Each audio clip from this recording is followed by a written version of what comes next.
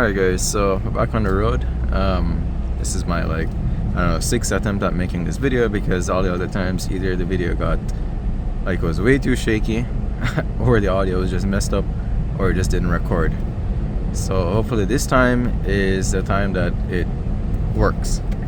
Alright, now I want to start off by saying big up to the 21 subscribers that I have. I really appreciate it, and as a Jamaican,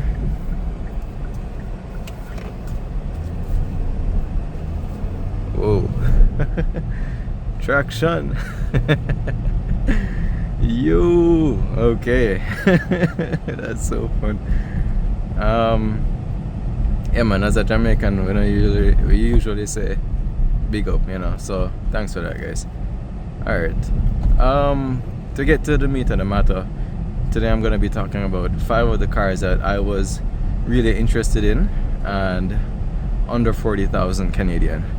And the cars I'm going to be talking about are the Stinger or G70, Genesis G70, the BMW 340i, the Acura TLX Type S, the Lexus IS 350, and the Audi S5 Sportback. Now, what do all these cars have in common is, okay, this guy just really wants to go ahead. So what these cars all have in common is they are sedans, or sports sedans, or performance sedans, whatever you want to call them, and they have all-wheel drive and they're decently powerful. So all these cars have over 300 horsepower. So sedans, 4 doors, so it's quite an enjoyable car, but at the same time pretty useful. You can carry family around, that kind of stuff. So in no particular order, well, before I even get there, now $40,000 is a lot of money. Alright, you can get a brand new car for $40,000, but you're not going to get one of these kind of cars for $40,000. So if you're looking for a Honda Civic or a Corolla or something like that, you'll definitely get it for that price, and probably a lot better interest rate from being it's a new car versus buying a used car, if you plan to do financing. If you're buying cash, then it doesn't really matter, right? Yeah, you're just not gonna get one of these kind of cars for that kind of money brand new, but you will get some pretty decent cars for that kind of money on the used market. And if you're in the market for these kind of cars, you're probably not even worrying about fuel economy and that kind of stuff. You just want a car that's powerful but still has utility, so you can use it as a daily and go where you need to go. I think that a car that kind of does it all. Okay, so let's talk about the Stinger and the G70. Now, these cars share the same drivetrain, so they are powered by the 3.3 liter twin turbo V6. I think it's called the Lambda 2 RST GDI engine, and they make around 368 horses and 376 pound-feet of torque, and it makes it from around 1300 RPM, so pretty low down in the rev range. And because it's a twin turbo setup, they're very small turbos, so they spool up really quickly. That's why you get torque so low down. These cars are really quick. I mean, they'll get you from 0 to 60 in around, for rear wheel drive model, around 4.7 seconds, and for the all wheel drive models, which what I'll be talking about here, is around 4.5 seconds. Does a quarter mile in around 13 seconds. Some have recorded the Stinger to do 12.9. So these are very quick cars, and the thing is, people don't even know that these cars are more German than they are Korean. Right? Albert Biermann, who is a former chief engineer of BMW's M division, he was the one that developed the driving dynamics of this car, which is why Thomas from Throttle House says, for the most part, this car feels as fast as a BMW M car. And then the design language is from Peter Schreier, who he has been designing for Audi for a long time. Alright, so these cars are more German, and they just have the badging. If you debadge these and put another badge, people be going crazy for these kind of cars. But if you're not a brand snob and you just like the cars for what they are, then you'll be happy with both of these cars. For me, the Stinger has a more sporty look, and the G70 has a more mature, luxurious look.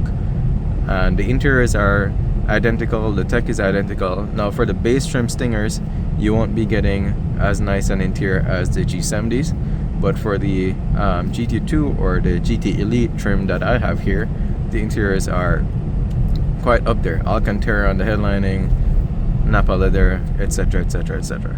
So you can get one of these cars in like 2022 models for around 40 grand, and yeah, you'll be happy with it. So the next car is the BMW 340i xDrive. This car, I don't really have to introduce it because most people already know it, but this car has the legendary B58 engine, which is an inline-six single turbocharged engine, and the base 340i makes 320 horses and around 330 or 350 pound-feet of torque. I'll put the actual specs right here, but take this with a grain of salt because BMW loves understating their horses. So they're probably making more than that 320 that they claim. And there's nothing really much to go off but just saying that it's a BMW, so of course the look is very sporty and aggressive, but at the same time it has a nice smart look going to it. I don't know how to explain it, but it looks good, you know. They're pretty quick, you know, and I think when it comes to modding for power, it would probably be the best car on this list if you want to mod and soup up your car or tune it. So one of those things to consider. Like I said, interior is nice, exterior is really good, engine is pretty robust, like it's proven. Let's see what's going on here. Okay, he's on the other side.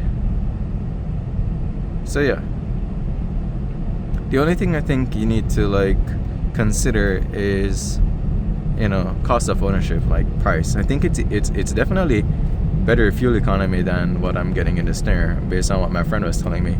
But that's if you're not driving like a lunatic. You know, if you're driving crazy, you're gonna have terrible fuel economy. But yeah, just cost of ownership. You know, if something breaks, how much a part's gonna cost. I think insurance. But then again, insurance comes down to a lot of other factors. But your car model definitely has a lot to do with how much insurance you're gonna pay. So once you're good with all that kind of stuff, yeah, these cars are pretty good. It just comes down to preference. I think there are just a lot of BMWs on the road, so I wanted to get something more unique, which is why I went with like a Stinger or even a G70. But I prefer the styling of the Stinger and the hatchback utility. So now third is the Acura TLX Type S. Now the Type S, I don't really see many on the road. I've probably seen a handful since driving here. But for me, the thing why I didn't really want a Type S was because it's a front bias all-wheel drive system. So even though they say they have super handling all-wheel drive and they can send most of the torque to the rear, I've watched videos and reviews of how it's driven, and it just didn't seem that exciting for me. I like the BMW, I like the Stinger because they're rear bias and they're a lot more playful. But when it comes to the styling of the before I even get to the styling, the TLX has I think it's a single turbo V6 that makes around 355 horses and around 354 torque. So I'll put the actual numbers on screen, and it's quick. You know, the Stinger is quicker based on all the drag races I've watched, but it's still a very quick car. It's a very good looking car. The interior is quite nice, although I think it's still not as nice as some of the other ones on this list, but it's still pretty good, and you won't be unhappy with that kind of car. You know, you'll be quite content having that kind of car. It's a sexy car. It's pretty good. There's not really much to say about it. It's a good car. So what's that? 3. Now number 4, and like I said, these are in no particular order. The Lexus IS 350. Now I said IS 300 sometime earlier in my other video, but the IS 350 is the one I should have really been talking about, because the IS 350 has a 3.5 liter V6, and I believe it's naturally aspirated and makes around 306, maybe 310 horses. And while it's not as quick as all the other cars on this list, I think it's one of the more it's one of the nicer looking cars. It looks smart, but it looks sporty, and it has an executive look to it as well. You know, it looks like something someone responsible would buy.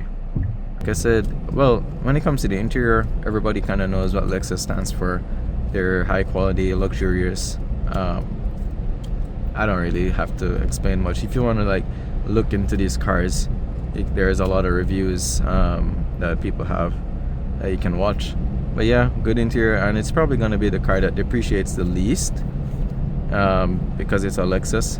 So if you want to buy a car and at least have it hold most of the value, then probably get the IS 350.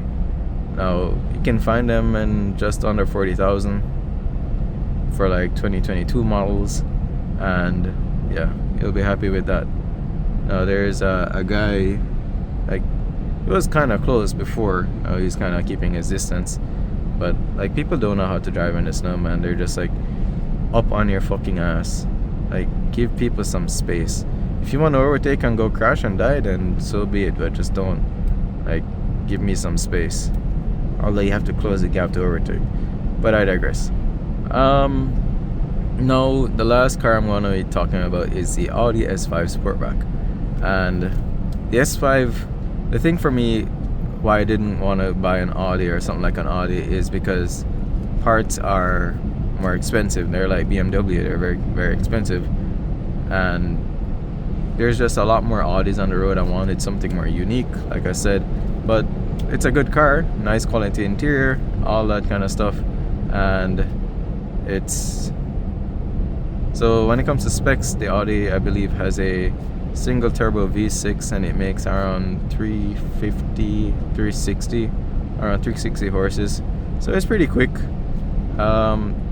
has an 8-speed automatic.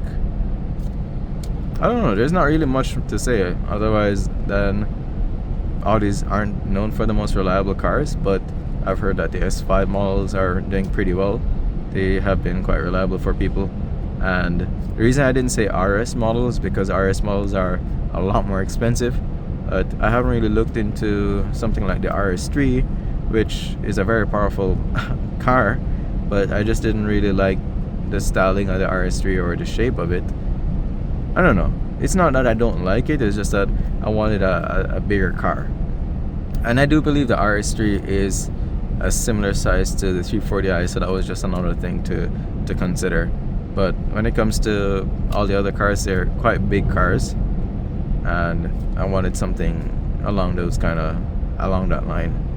But yeah, that kind of sums up the video. When we go behind the car,